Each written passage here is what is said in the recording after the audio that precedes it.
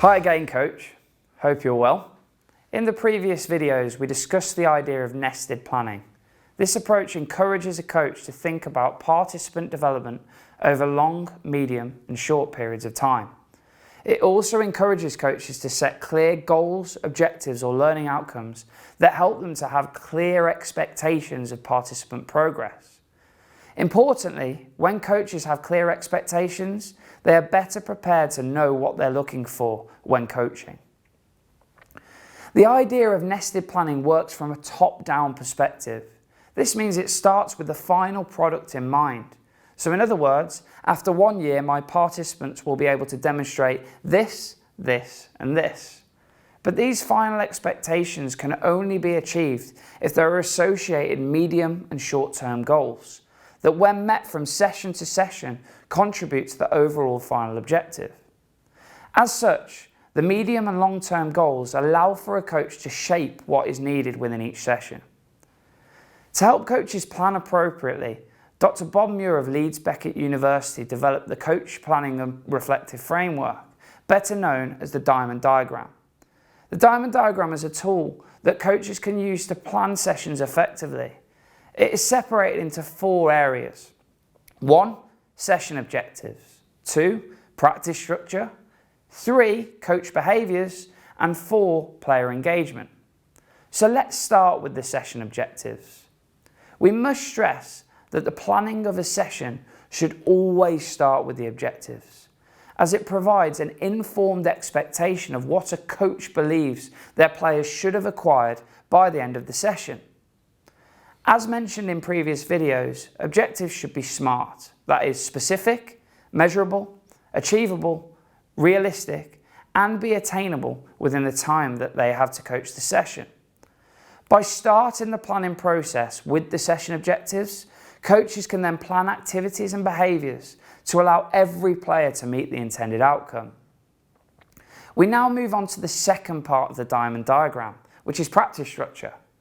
As coaches, we have to design our activities with only one intention in mind: to meet the session objectives that have been set.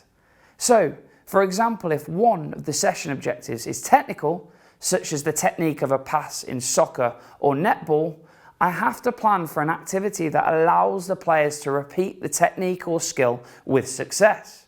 On the other hand, if the objective demands the improvement of a technique within a tactical environment, I have to plan an activity that allows for frequent attempts of the skill under competitive conditions.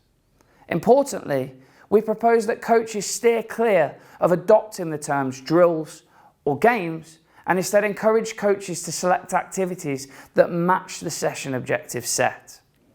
Now, coaches should move to the third part of the framework and plan for their intended behaviour. Coach behaviours include instruction, questioning, feedback, demonstration, and observation, amongst a number of others.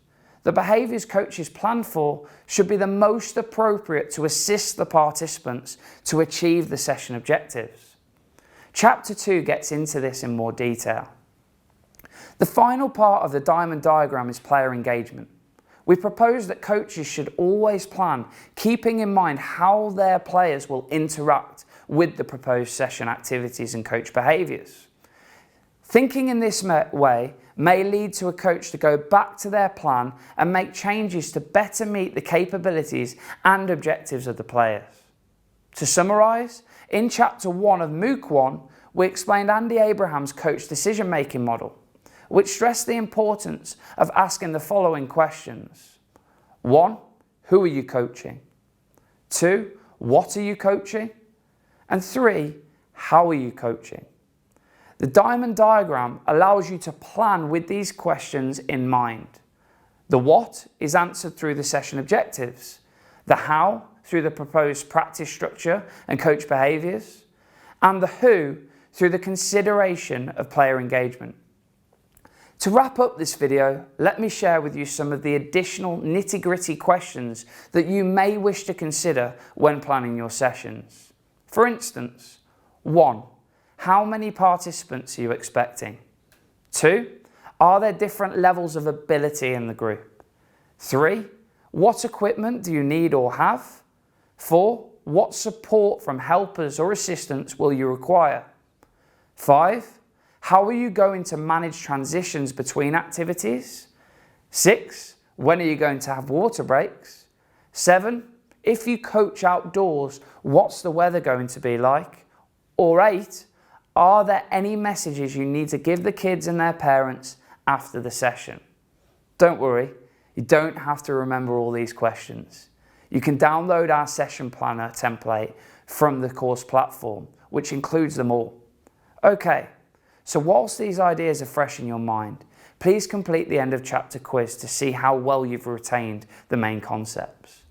After doing the quiz, please go to the next chapter where we'll explore how learning happens and how coaches can help facilitate it through the use of sound practice structure and coaching behaviours.